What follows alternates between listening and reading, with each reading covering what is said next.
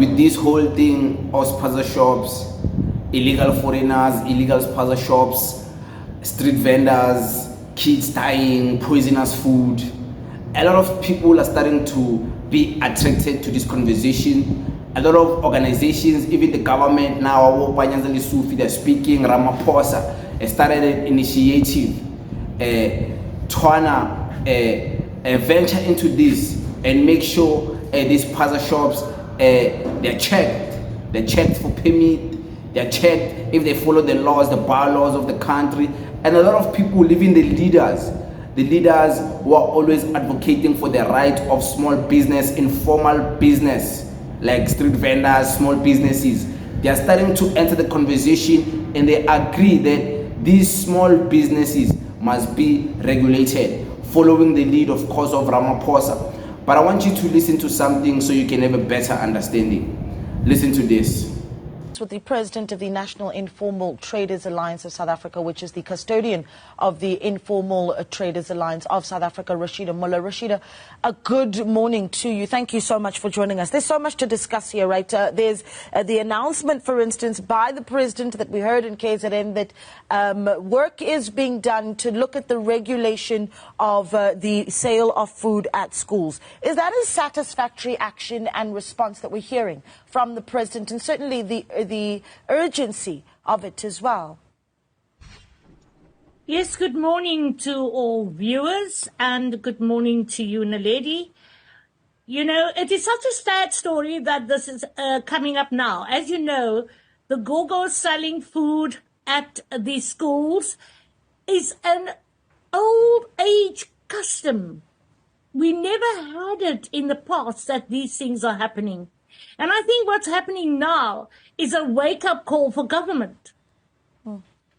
What do you think that wake-up call is saying? The wake-up call is saying there must be much better regulations. There must be more partnerships between school governing bodies, government, and the informal sector themselves. We have been calling for partnerships for so long. Remember, the informal traders do not have enough resources, so we are dependent on government to hold our hands. But definitely it needs to be done with immediate well, although it's going to take time, because you must know who are the people that's selling at the schools, who are the old go-go's and the unemployed that's sitting up there at the schools, inside or outside the grounds, that's earning a living. They are there because there is no employment for them. But they need to be educated. They need to be informed of health conditions. There needs to be regulations. There needs to be more health inspection done on the products they are selling. And I'd like to talk about the products while I'm listening to the questions that you're asking. I'd love to hear it, because what we heard this week as well, and now we talk about provincial government, but the Gauteng Department of Education essentially instructing all schools to suspend the sale of food. This is within the school and also in the surrounds of the school, and this is where the vendors that you're talking about are mentioned. And they say, and I want to read from it, it says, any individual or business selling food to learners must comply with Regulation 638 of 22 June 2018. I had to go look it up myself. And I thought to myself, well, how many people actually know the regulation on food hygiene, right? So you can talk about the products, but if that education is necessary and what it needs to look like. Yes, absolutely.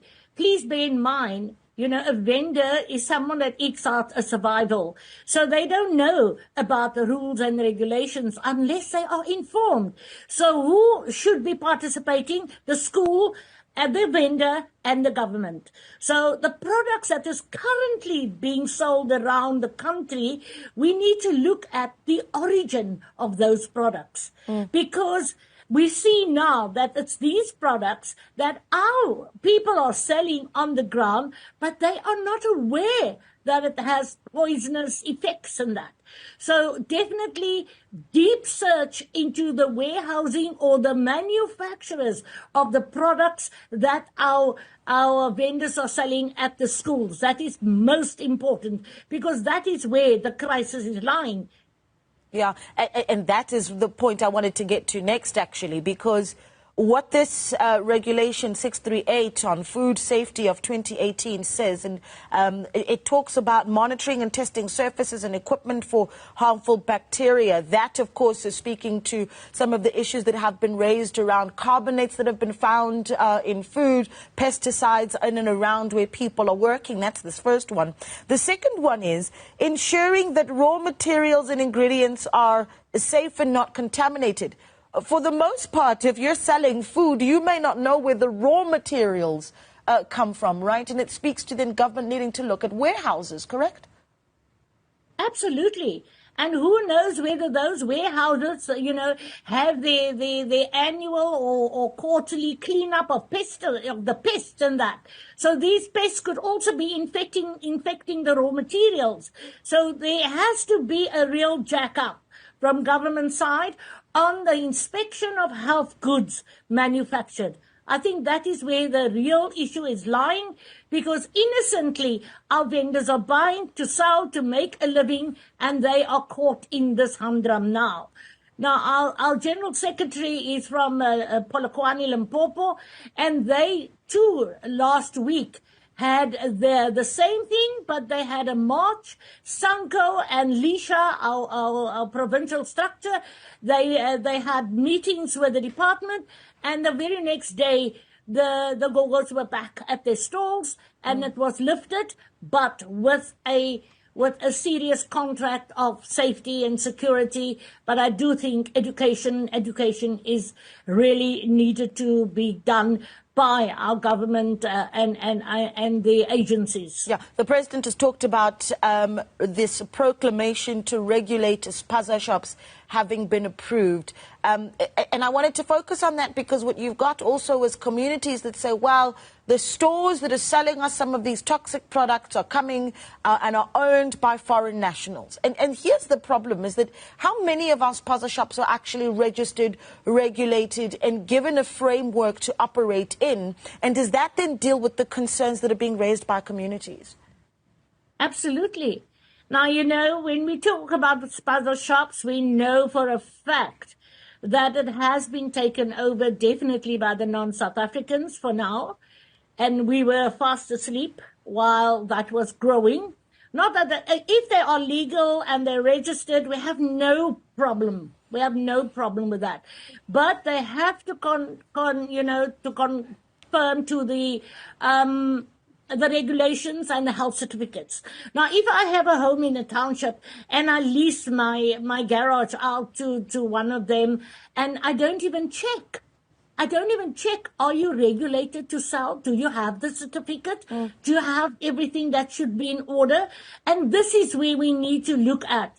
So it is important that there's a big partnership between national movements like ourselves, and there are others, and with government as well as the Department of Education and Health. Yeah. I want to talk about protecting the informal economy, and if... and perhaps this isn't even a conversation about just the past few months or the past few years, but certainly about the 3 decades of our democratic dispensation, if we've given enough attention to the informal economy and trying to assist it to get into a formalized way of work. I'm thinking about just the contribution, for instance, to our GDP, massive when it looks at the informal economy. What's it creating? Close to 2.5 million jobs in the country, and perhaps you could clarify what those numbers are. So talk to us about the importance of protecting it, and then what that should have looked like from 1994 up until now. Absolutely. I think it's only because we nationalized our organizations that we are getting a hearing and acknowledgement. So it is important for government to note that we are a very important sector, as you have said, our contributions to the GDP.